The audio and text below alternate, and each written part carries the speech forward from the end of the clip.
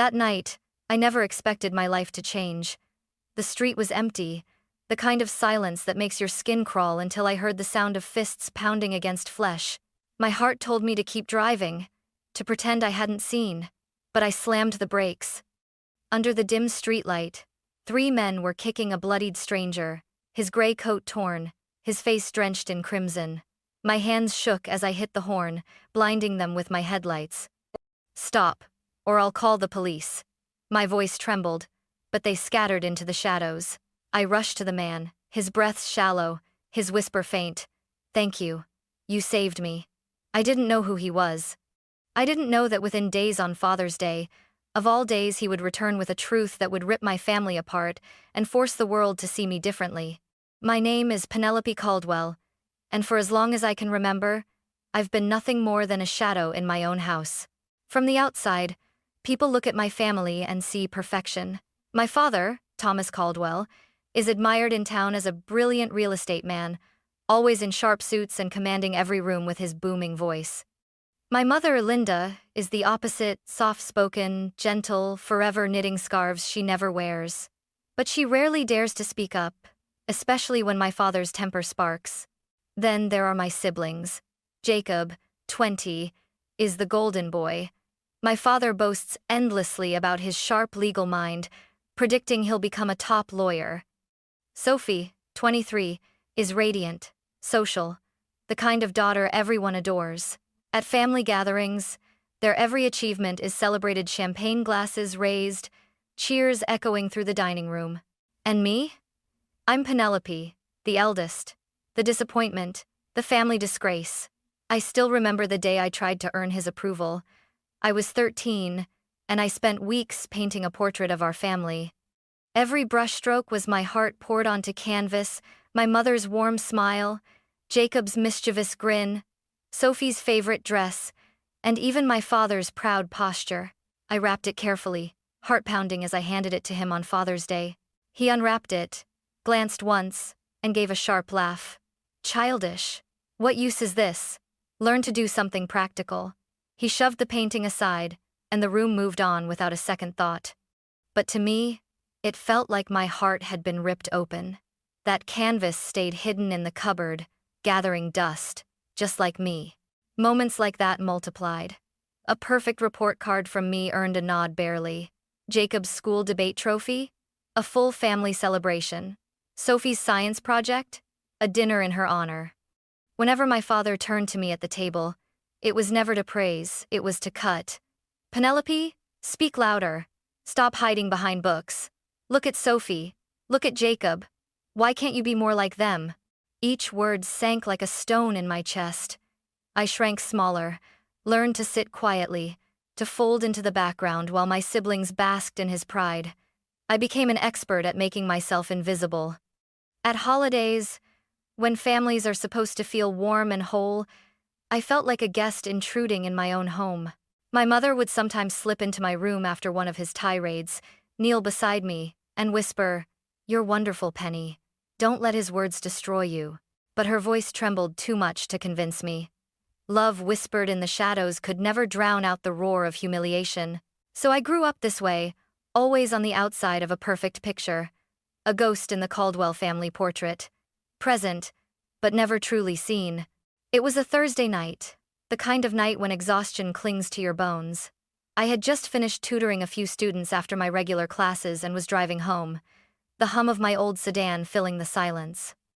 The streets were nearly deserted, lit only by flickering yellow lamps that barely pierced the darkness. I rolled down the window for air, the crisp night wind brushing my face.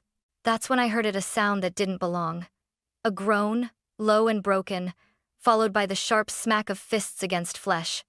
My stomach dropped. I slowed the car as I turned into a narrow alley, and the sight that met me made my blood freeze. A man in a gray coat was sprawled on the ground, his body curled in on itself.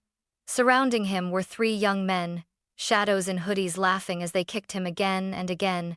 Blood spilled from his mouth, dripping dark against the pavement. For a second, I couldn't breathe. My hands gripped the wheel so tightly my knuckles turned white. Every instinct screamed at me to leave. I wasn't a fighter. I wasn't brave. But watching him, defenseless and broken, something inside me snapped. I slammed my hand on the horn. The piercing blast shattered the silence, ricocheting off the alley walls. At the same time, I switched on my high beams, flooding the thugs in blinding light. "Stop it!" I shouted, my voice trembling but loud.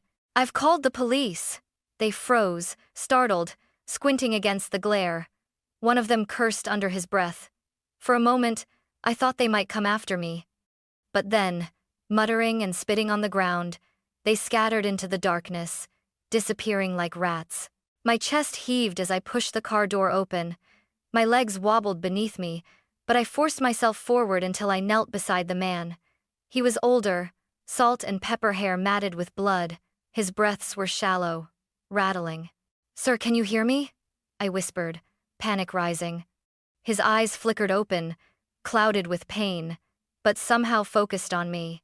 His lips moved. I leaned closer. "Thank you. You saved me."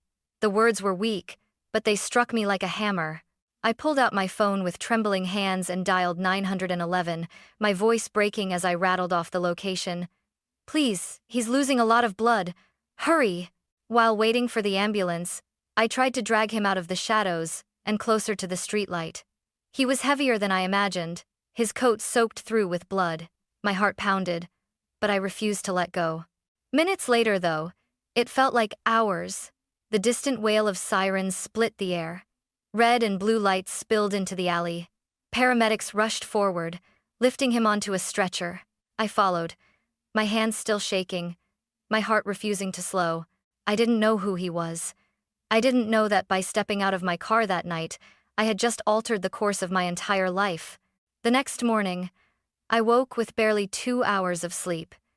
My mind was still replaying the alley, the blood on my hands, the man's faint whisper. I brewed coffee, hoping the bitter taste would shake the images away, but it was the television that froze me. The morning news anchor spoke in her steady voice. Business magnate Richard Hale, 54, founder of Hale International Resorts, was brutally attacked last night but narrowly survived thanks to the intervention of an anonymous citizen. He remains in critical condition but is expected to recover. My mug slipped from my fingers, coffee splattering across the table. My eyes locked on the screen. The photo that flashed across the broadcast sent a chill through my body. The salt and pepper hair. The authoritative gaze. The same man whose blood had stained my jacket. Richard Hale. The name echoed in my head. Of course I had heard it before, who hadn't? He was the man who had turned a single hotel into an empire, a symbol of ambition and wealth. People in town whispered his name with reverence. Yet in that alley, he had been nothing but a broken man on the brink of death. My heart pounded as questions clawed through me. Why was he there, alone and vulnerable? Who wanted him dead? And why had fate chosen me, Penelope Caldwell, the invisible daughter, to be the one to save him? I tried to shove the thoughts aside. I told myself it was just coincidence, that our lives would never cross again. But no matter how hard I tried, his eyes lingered in my memory, the strange glint when he looked at me, the way his lips had trembled around those words. "Thank you. You saved me." For the next few days, I carried the secret like a stone in my chest. No one knew it was me. My father and siblings certainly didn't. At dinner, while they boasted about their achievements, I sat quietly, knowing that I had done something they could never imagine. But I couldn't speak of it. If I told them, they'd only laugh, twist it, make me feel small. Instead, I followed the updates on TV, each one feeding the unease in my heart. He was recovering, he was alive, and with every report, I wondered if he remembered me, the trembling girl in the alley who refused to look away. I didn't know it then, but the thread had already been tied. Our paths weren't finished. They were just beginning to knot tighter. And soon, that thread would yank my entire life into the light I had been denied for so long. Father's Day in the Caldwell house was always a performance. From the outside, it looked like love and tradition. Inside, it was a stage where my father's pride in my siblings gleamed, and where I became the family's favorite target. That Sunday, the house overflowed with relatives and neighbors. The dining table groaned under roasted meats, sparkling wine, and polished silverware. Laughter echoed from every corner. I stood near the back, clutching a glass of water, trying to look invisible. My father, Thomas Caldwell, rose from his seat at the head of the table. His booming voice silenced the chatter. He raised his glass. To my children, my pride, my legacy. First, he turned to Jacob. My son, the future lawyer. Brilliant, confident, destined to carry the Caldwell name to greatness. Applause erupted. Jacob smirked, soaking in the admiration. Then Sophie. My beautiful daughter, so full of charm. Everyone adores her, and rightly so. More cheers, more smiles. Finally, his eyes shifted to me. For a heartbeat, I thought just maybe he might say something kind, but then his lips curled. His words were sharp enough to slice me open. And this, he said, pointing his glass toward me, is Penelope, the family disgrace. The room burst into laughter. Relatives chuckled, cousins snickered, even Sophie covered her mouth, smiling at the cruel joke. My face burned, my throat tightened. I forced a brittle smile, pretending it didn't hurt, though inside it felt like my chest was collapsing. I wanted to shout. I wanted to scream that they didn't know me, that I had saved a man's life just days ago, that I wasn't a disgrace. But the words caught in my throat, trapped under years of silence. My mother, Linda, sat frozen, her eyes glassy with guilt. She didn't defend me. She never did. Her silence was as heavy as my father's cruelty. The evening dragged on like a nightmare. Toasts, jokes, stories of Jacob's internship and Sophie's new job interview. I sat there, barely breathing, the word disgrace echoing in my skull like a drum. When the plates were cleared and guests began leaving, I slipped out onto the porch, the night air cool against my burning cheeks. My hands trembled as I gripped the railing. Why was I never enough? Why did he despise me so deeply? I didn't know that my questions were about to be answered sooner than I imagined. Because as I stood there, fighting tears, the distant rumble of engines grew louder. Headlights appeared down the street, slicing through the darkness. One car, then two, then five. A convoy of luxury vehicles, sleek and intimidating, pulling up in front of the Caldwell house. The laughter inside died instantly. Curtains were drawn back. My father stepped outside, confusion etched on his face, and my heart began to pound. Part 5. The convoy arrives. The rumble grew louder, until the ground beneath my feet seemed to vibrate. I turned, stunned, as one black SUV after another lined up along the curb. Their polished exteriors reflected the porch lights of our house. Doors slammed in perfect rhythm, and men in dark suits stepped out, their movements crisp, controlled like soldiers in some private army. Gasps rippled through the crowd inside. Relatives rushed to the windows, whispering, "Who are they? Politicians? Celebrities?" My father pushed past me, his brows furrowed. He hated anything that stole attention from him. Then the back door of the lead car opened. Out stepped the man I thought I'd never see again. Richard Hale, even bruised and still recovering, he radiated authority. His salt and pepper hair caught the porch light, his suit impeccable, his eyes sharp as they scanned the crowd. He didn't hesitate. He strode toward our front steps, a thick envelope clutched in his hand. I froze. My breath caught in my chest. What was he doing here? Why at my house? "Mr. Hale?" one of my cousins whispered, her voice trembling. "Is that really him?" He stopped just a few feet from us, his gaze landing squarely on me. My knees threatened to buckle under the weight of it.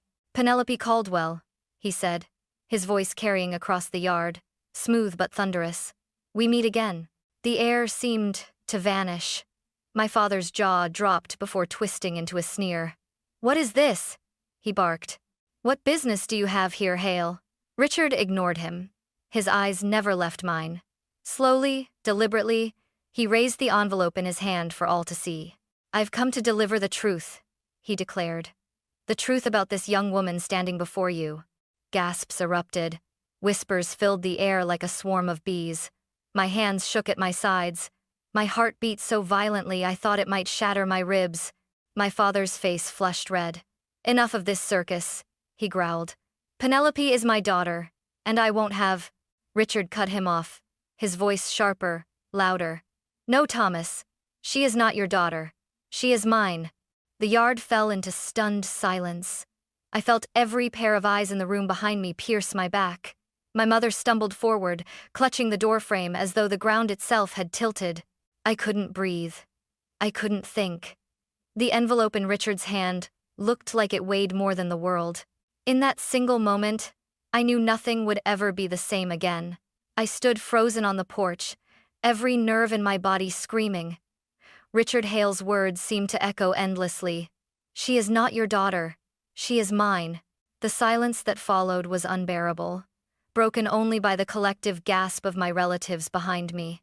My father, Thomas Caldwell, turned crimson, his jaw clenched so tightly I thought his teeth might shatter. "You liar!" he roared, shoving through the stunned crowd until he stood nose to nose with Richard. "Do you think you can waltz into my home with your money and your bodyguards and claim my child? I raised her. She owes me everything." Richard didn't flinch.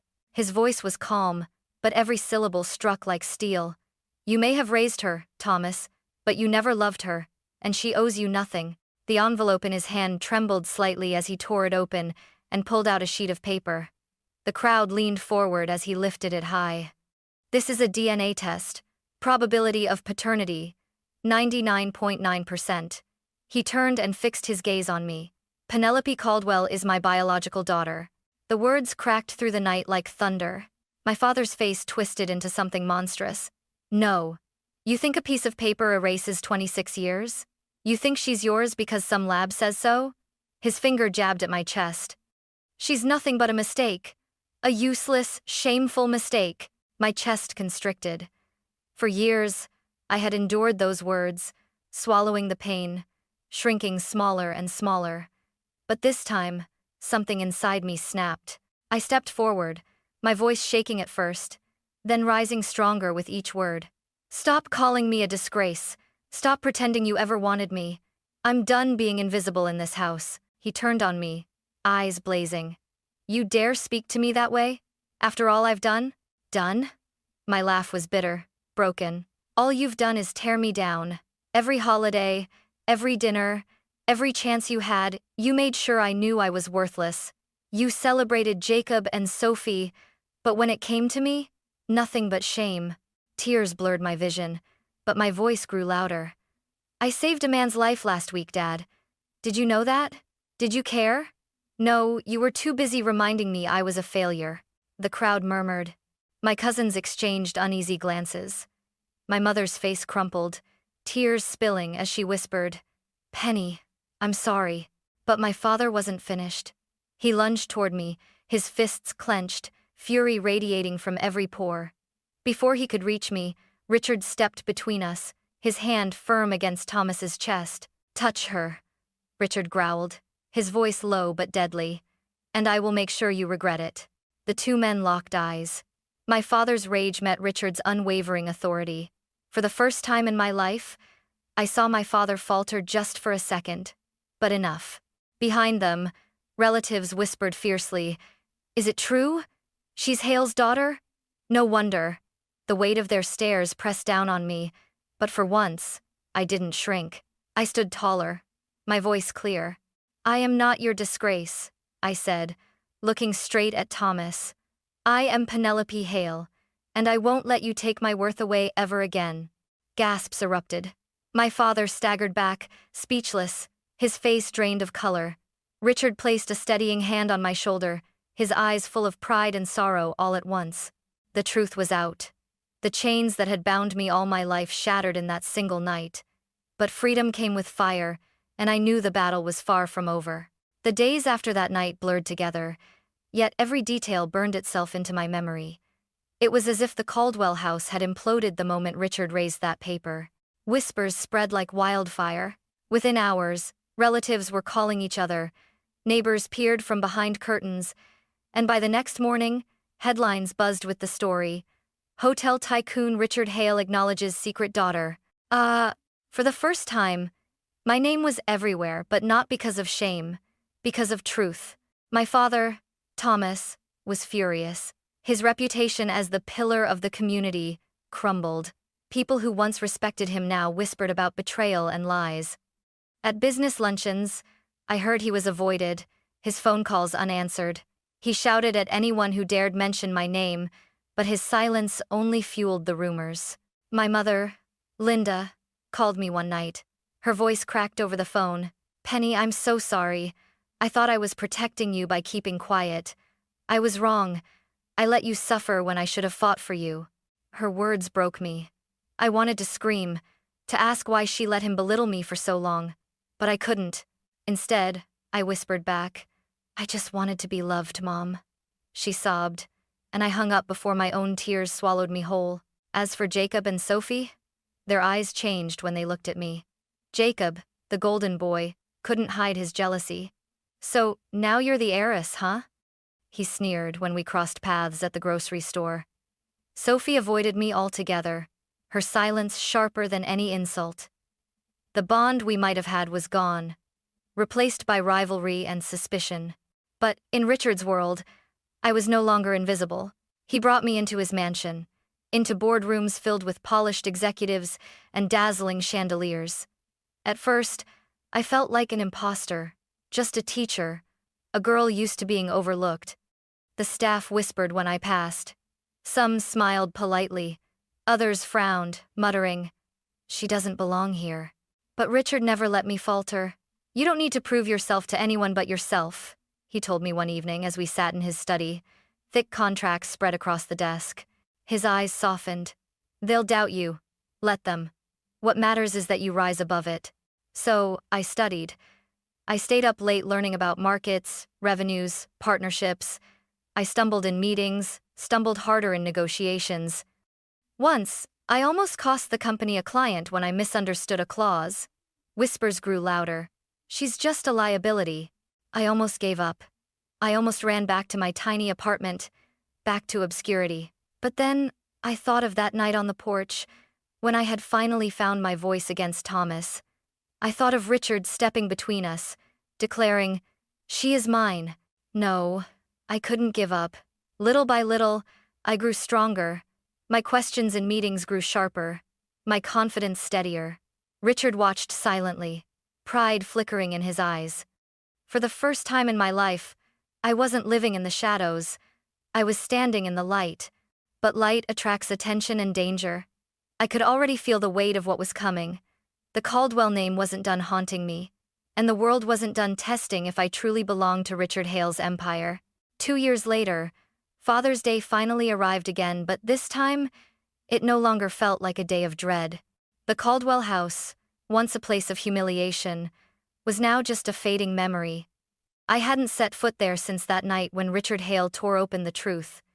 Instead, I found myself in the garden behind Richard's mansion, a place filled not with grandeur, but with something I had never known at home: peace.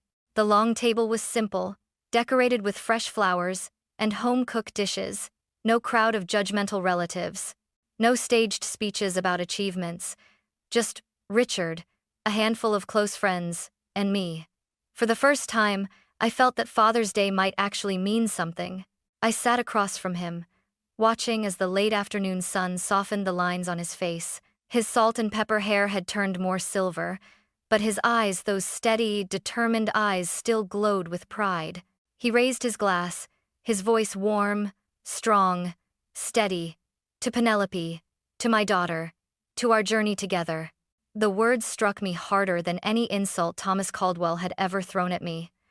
My throat tightened as I raised my glass in return. "To you, Dad," I whispered, my voice breaking, but this time not from pain, from gratitude. As laughter rose around the table, I allowed myself to breathe. I thought about how far I had come, from the trembling girl standing in the shadows of her family's scorn, to the woman learning to navigate a world far bigger than she ever imagined. I wasn't just Richard Hale's daughter now. I was Penelope Hale, someone who had earned her place. Not because of a last name, but because I chose to stand up when silence was easier. Yet, even in this peace, ghosts lingered. My mother's face haunted me, sometimes her frail voice whispering apologies, her guilt etched into every tear. Jacob's bitterness, Sophie's silence, Thomas's rage, they were scars I carried. But scars don't define weakness. They prove survival. I had survived, and I had risen. As the sun dipped low and golden light bathed the garden, Richard placed a hand on my shoulder. His eyes shimmered. "You've come so far, Penny, and I know you'll go farther still." Tears stung my eyes, but I smiled. "Thank you for giving me the chance to become who I was always meant to be." In that moment, I realized the greatest gift wasn't his wealth, his empire, or even the truth of my bloodline. It was the freedom to rewrite my story.